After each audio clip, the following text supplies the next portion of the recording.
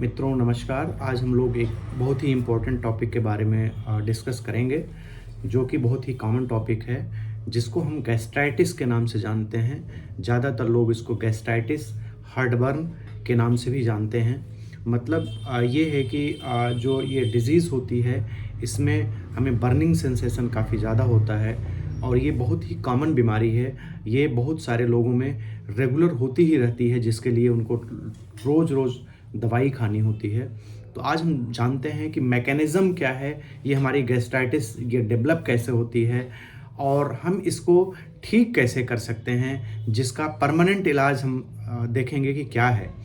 Basically गैस्ट्रियम का मतलब होता है स्टमक और आइटिस का मतलब होता है इन्फ्लामेशन। मतलब कि स्टमक में जो इन्फ्लामेशन होता है उसको हम गैस्ट्राइटिस कहते हैं। मतलब कि पेट में जो स्टमक होता है, स्टमक की लाइनिंग में जो जो उसके म्यूकोसा के नीचे जो हमारी मेम्ब्रेन होती है, उसमें जब हमारे इन्फ्लामेशन होता है और अल्सर बन जाते हैं जनरली उसमें, तो उसको हम गैस्ट्राइटिस कहते हैं। गैस्ट्राइटिस का कॉम्प्लिकेशंस है कि उसमें छाले बन जाते हैं, अल्सर बन जाते हैं। आपने देखा होगा कि जैसे आपके मुंह में छाले हो जाते हैं जो आपको दिखता है, सेम उसी टाइप से पेट में भी छाले हो जाते हैं गैस्ट्राइटिस की वजह से, इन्फ्लामेशन जब उसमें होता है। देखिए बेसिकली जो स्टमक होता है, स्टमक का मेन काम क्या होता है, सबसे पहले हम ये जानते हैं।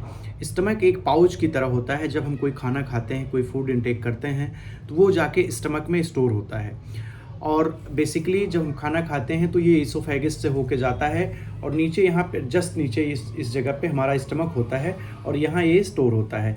इसमें होता क्या है कि एक ऊपर वाल्व लगा होता है, एक नीचे वाल्व लगा होता है। मतलब यह है स्टमक में खाना आने के बाद अपने मन से पीछे भी नहीं जा पाता और ऊपर भी नहीं चढ़ पाता, दोनों जगह वाल्व लगे होते हैं। वाल्व का काम होता है कि और फॉरवर्ड डायरेक्शन में वो चीज़ों को भेजता है। तो इसमें क्या होता है, खाना आगे तो जाएगा, पीछे नहीं जाएगा। तो जब स्टमक में खाना आता है तो वाल्व हमारे बंद होते हैं और ये चूँकि मस्कुलर आर्गन है, उसमें हमारे जो पेरिस्टाल्टिक मूवमेंट होता है उसमें चर्निंग होता है। मतलब वो ऐसे ऐसे करके उसको खाने को मिक्स करता है, चर्निंग करता है। एक काम तो स्टमक का ये है, पहला काम तो हो गया स्टोर करता है, दूसरा खाने को मथता है, चर्निंग करता है। तीसरा काम क्या हो गया, उसमें एसिड का सिक्रीशन होता है। एसिड इसलिए सिक्रीट होता है कि बाहर से खाने में जो हमारे बैक्टीरिया या इन्फेक्शियस ऑर्गेनिज्म जो होते हैं उनको वो किल कर देता है। मतलब कि इन्फेक्शन को किल करता है, ख़त्म करता है। तो एसिड का ये काम है। जो स्टमक में जो सेल्स होती हैं उनका काम होता है एसिड का सिक्रीशन करना, वो एसिड को सिक्रीट करती हैं। और उसके बाद क्या होता है, उसके बाद उसमें पेप्सिन नामक एक एंजाइम होता है। पेप्सिन एक प्रोटियोलिटिक एंजाइम होता है जो प्रोटीन को पचाने का काम करता है, डाइजेस्ट करने का काम करता है। तो प्रोटीन को भी वो ब्रेक डाउन करता है। तो स्टमक में जो खाना आता है वो चर्निंग होता है, मथा जाता है। HCl जो होता है, जो एसिड होता है, उसके ऊपर गिराया जाता है, जिससे उसमें जो बैक्टीरिया अनवांटेड हैं उसको वो किल कर सकें, खाने को और डिज़ोल्व कर सकें, सॉफ्ट कर सकें। उसके बाद क्या होता है, उसके बाद ये होता है जो हमारा प्रोटियोलिटिक एंजाइम होता है वो इसमें सिक्रीट होता है, जो हमारे प्रोटीन होते हैं उनको ये डाइजेस्ट करता है। तो स्टमक का ये काम है।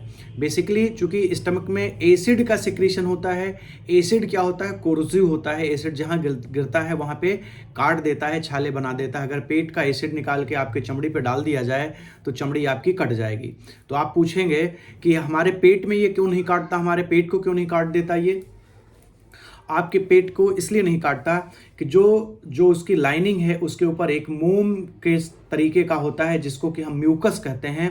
म्यूकस की एक मोटी सी लेयर होती है, परत होती है, उस पर एसिड का जो है इफेक्ट नहीं होता। मतलब जो म्यूकस लाइनिंग स्टमक में होती है उस पर एसिड का प्रभाव नहीं होता, इसलिए पेट में हमारे एसिड सुरक्षित होता है, वो किसी भी हमारे मेम्ब्रेन को नहीं नुकसान पहुंचा पाता। लेकिन अगर वही हमारी म्यूकस मेम्ब्रेन, जो मोम की तरह से मेम्ब्रेन ऊपर परत है, वो हट गई तो क्या होगा, हमारी जो पेट की जो स्किन है वो एक्सपोज्ड हो जाएगी, मतलब अल्सर बन जाएगा। तो एसिड वहाँ जाके टकराएगा। जब एसिड टकराएगा वहाँ पे, तो वहाँ पे क्या करेगा, आपको बहुत दर्द करेगा और कई बार वहाँ से सुराग भी बन जाता है, वहाँ से ब्लीडिंग होती है, आपको बहुत ही असह्य पीड़ा होने लगती है। तो ये हमारा म्यूकस मेम्ब्रेन है, जो मोम की तरह प्रोटेक्टिव कवर है, इंटरनल लाइनिंग स्टमक की, उसकी वजह से एसिड का दुष्प्रभाव हमारे स्किन पर, स्टमक की स्किन पर नहीं पड़ पाता। तो हमने देख लिया कि हमारा जो पेट है, जो स्टमक है, पेट का कहने का मतलब स्टमक है, एक स्टोरेज का काम करता है, इनिशियल स्टोरेज का काम करता है, चर्निंग करता है, डिसइंफेक्टेंट का काम करता है, प्रोटीन को डाइजेशन का काम करता है। तो ये सब काम हमारे स्टमक के हुए। अच्छा, अब हम आते हैं जो हम टॉपिक जानना चाहते हैं कि भाई इसमें गैस्ट्राइटिस का क्या मतलब है। आइटिस मतलब इन्फ्लामेशन हो गया।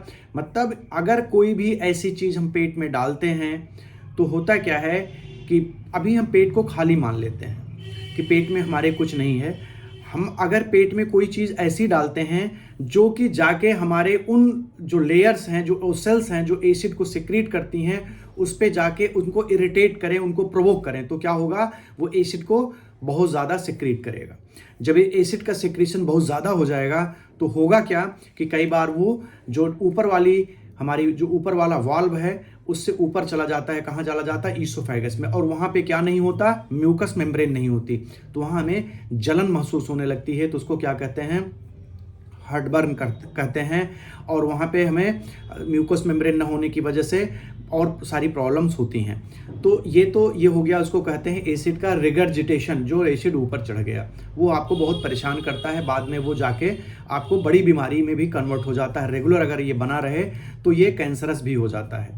एनीवे, तो हम ये जानना चाह रहे हैं कि गैस्ट्राइटिस क्या है। देखिए, सारा खेला इसमें एसिड के ज़्यादा सिक्रीशन का होता है।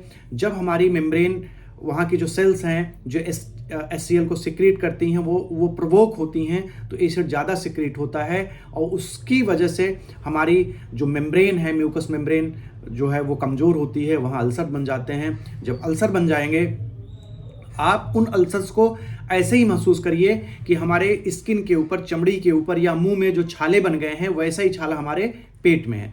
अब देखिए, अगर हमारे हाथ पे कहीं छाला है या मुंह पे छाला है तो वो और उसको दिक्कत क्यों होगी, कैसे होगी।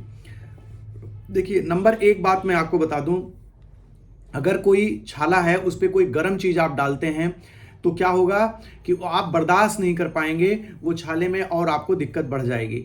तो लाइकवाइज वैसे क्या करना है कि मुंह में कोई चीज़, अगर गर्म चीज़ अगर डाल देते हैं, कई बार आपने देखा होगा, हमने कोई गर्म चीज़ खा ली, कोई समोसा खा लिया, वो जो बहुत गर्म है, तो इधर उधर मुंह घुमाते हैं, उसको सीधा हम इंगल्फ कर जाते हैं, पेट में डाल देते हैं। भाई सीधी सी बात है, ये आप समझ लीजिए कि जो मुंह जिसको नहीं होल्ड कर पा रहा है, इतना जलन हो रही है, उसमें जल रहा है मुंह आपका, वो पेट में आपने उसको डाल दिया और पेट उसको स्टोर कर लिया, पेट उसको रख लिया। क्यों रख लिया? क्योंकि जो म्यूकस मेम्ब्रेन है पेट के अंदर वो बहुत ही स्ट्रांग होती है, जिसकी वजह से आपको पेट में जलन नहीं महसूस होती।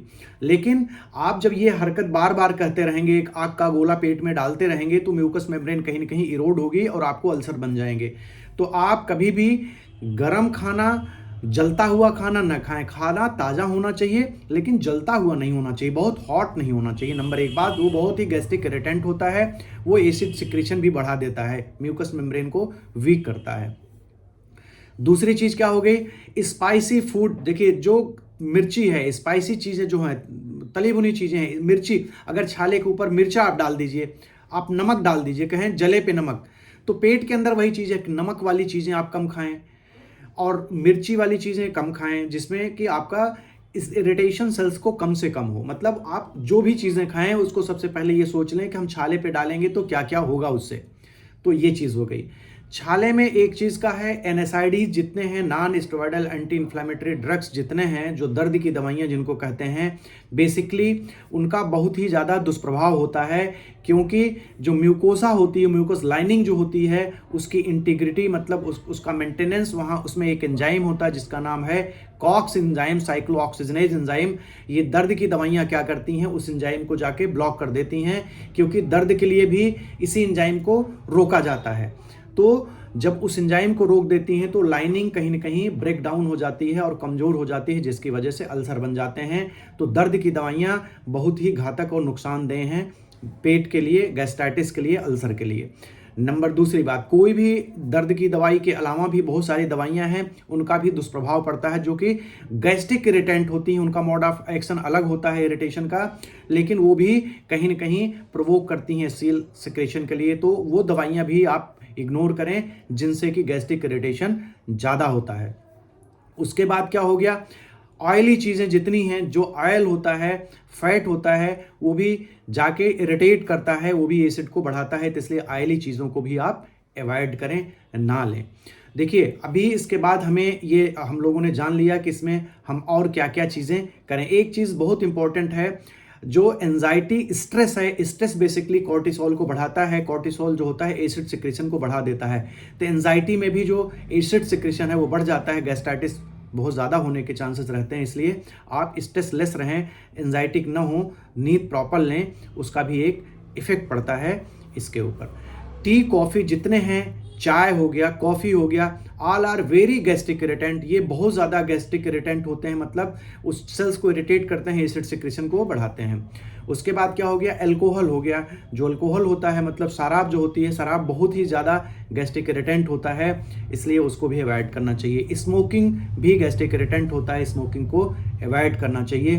तो इन सब चीज़ों को हमें बिल्कुल अवॉइड करना चाहिए। जो जूसेस हैं वो भी अवॉइड करना चाहिए। जूसेस भी एसिड सिक्रेशन को बढ़ा देते हैं। ऐसे फूड जो प्रॉपर्ली डाइजेस्ट नहीं होते, आपको जाके फर्मेंटेट होते हैं, वो भी एसिड सिक्रेशन को बढ़ा देते हैं। तो ऐसी चीज़ों को आप अवॉइड करें। अभी देखिए, हम ये जान गए कि हमारा ये अल्सर कैसे बनता है, उसका क्या मोड ऑफ नेचर है। अभी हम उसके ट्रीटमेंट को देखेंगे क्या होता है। ट्रीटमेंट में नंबर 1 पे आता है कि हम खाएं क्या, क्या क्या चीज़ें लें डाइट में। देखिए, अगर किसी को गैस्ट्राइटिस है या किसी को अल्सर है, तो ऐसी कंडीशन में उन सब चीज़ों को जो हम लोगों ने अभी चर्चा करी, उनको बिल्कुल तत्काल प्रभाव से उनको बंद कर देना चाहिए। उसके बाद हम लें क्या, अगर किसी को गैस्ट्राइटिस, सीवियर गैस्ट्राइटिस है, यहाँ गैस्ट्राइटिस होने में ऊपर दर्द होता है, नोजिया और उल्टी होती है, मतलब उल्टी जैसा मन होता है, और इपीगैस्ट्रिक मतलब यहाँ पे जहाँ पे पेट होता है, स्टमक होता है, वहाँ पे पेन होता है। उल्टी इसलिए होती है, नोजिया इसलिए होती है क्योंकि वहाँ अल्सर है और पेट उसको बर्दाश्त नहीं करता, तो ब्रेन को सिग्नल देता है कि भाई ये चीज़ हम रख नहीं सकते, इसको किसी न किसी कारण से कैसे भी करके कोई जुगाड़ लगाओ, इसको बाहर करो। तो ब्रेन का क्या करता है, आपके वोमिटिंग सेंटर को एक्टिवेट करता है कि बेटा आप उल्टी करा दो इसको तुरंत। तो होता क्या है कि वो उसको निकाल के बाहर कर देता है। वोमिटिंग का आपको एक इंपल्स जाता है और उल्टी करते हैं, सारी चीज़ बाहर निकल जाती है, तो पेट को आराम मिल जाता है। This is a feedback mechanism. तो इसलिए आपको जब अल्सर होगा, गैस्ट्राइटिस होगा, तो उल्टी जैसा मन करेगा या उल्टी होगी, वो ये प्रोटेक्टिव फिनोमेना है। तो एक तो ये हो गया। अभी क्या क्या लेना चाहिए, जिन चीज़ों से गैस्ट्राइटिस आ रही है उनको हम बंद कर दिए। अब लेना क्या क्या चीज़ें चाहिए, देखिए लेने के लिए क्या है, हम 2 ही चीज़ों को रिकमेंड करते हैं बेसिकली। नंबर 1 पे, अगर आपको गैस्ट्राइटिस है सीवियर, आपको अल्सर है, तो आप दूध ले सकते हैं, लेकिन सर्द दूध के साथ ये है कि फैट फ्री मिल्क होना चाहिए, मतलब डबल टोन्ड होना चाहिए कम से कम, उसमें टोटली फैट 0 होना चाहिए, क्योंकि फैट गैस्ट्रिक इरिटेंट होता है। बाकी जो मिल्क में चीज़ें हैं वो एसिड को न्यूट्रलाइज करता है, वो अल्कलाइन मीडियम बनाता है। तो आपको उबाल के रखा हुआ ठंडा दूध सिप सिप करके पीना चाहिए, 0 फैट वाला, मतलब डबल टोन्ड कम से कम मिल्क। ठीक है, तो एक तो दूध हो गया। दूसरा जो है केला जो होता है वो सॉफ्ट होता है। आप ऐसे देखिए, अगर दूध किसी छाले पे डालें तो आपको इरिटेशन नहीं होगा, सूदिंग होगा, कूल होगा। केले का भी पेस्ट लगाएंगे तो सूदिंग और कूल होगा। तो अगर हमारे ऊपर ये दिक्कत नहीं कर रहा है, हाथ में मुंह में नहीं कर रहा है, तो अगर पेट में छाले हैं तो वहाँ भी ये कूल करेगा। तो ये क्या करता है, केला उसको प्रोटेक्ट करता है, जो अल्सर है उसके ऊपर एक प्रोटेक्शन का काम करता है, एसिड को न्यूट्रलाइज करता है, और क्या करता है, हील होने में हेल्प करता है, और आपको पूरी एनर्जी देता है। केले में पूरी एनर्जी होती है, तो आपको इतना सारा खाना नहीं खाना है, आपको कम खाने में आपका एनर्जी भी पूरा हो गया, आपका जो है प्रोटेक्शन भी हो गया एसिड और उससे जो अल्सर्स हैं उनसे, तो हीलिंग में आपको हेल्प हो जाएगी। तो देखिए ये चीज़ें हो गई।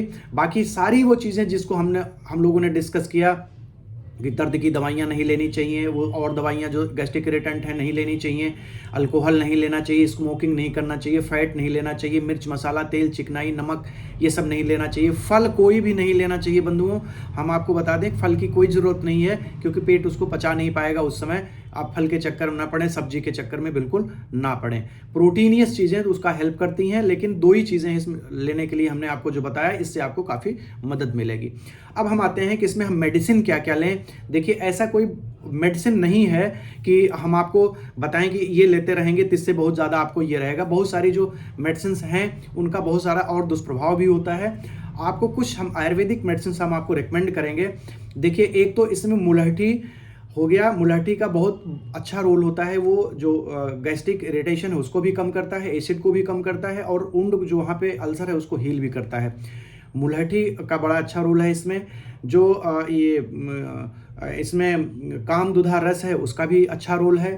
आप आवपतिकर चूर्ण इसमें ले सकते हैं, 1 चम्मच सुबह 1 चम्मच शाम को आवपतिकर चूर्ण इसमें आप ले सकते हैं। शतावरी पाउडर है वो आप ले सकते हैं। आंवले की रसायन है वो आप इसमें ले सकते हैं। इन सब चीज़ों को आप ले सकते हैं जो नेचुरली आपको ठीक करेगा। लेकिन मित्रों, ये सबसे इम्पॉर्टेंट बात इसमें है कि जो जिन कारण से हो रहा है ये आपके जो अल्सर्स हो रहे हैं, गैस्ट्रिक अल्सर्स हो रहे हैं, उनको उन कारणों को हटा देना ही बुद्धिमत्ता है। उन कारणों को हटा देने से आपका अल्सर स्वतः ठीक हो जाएगा।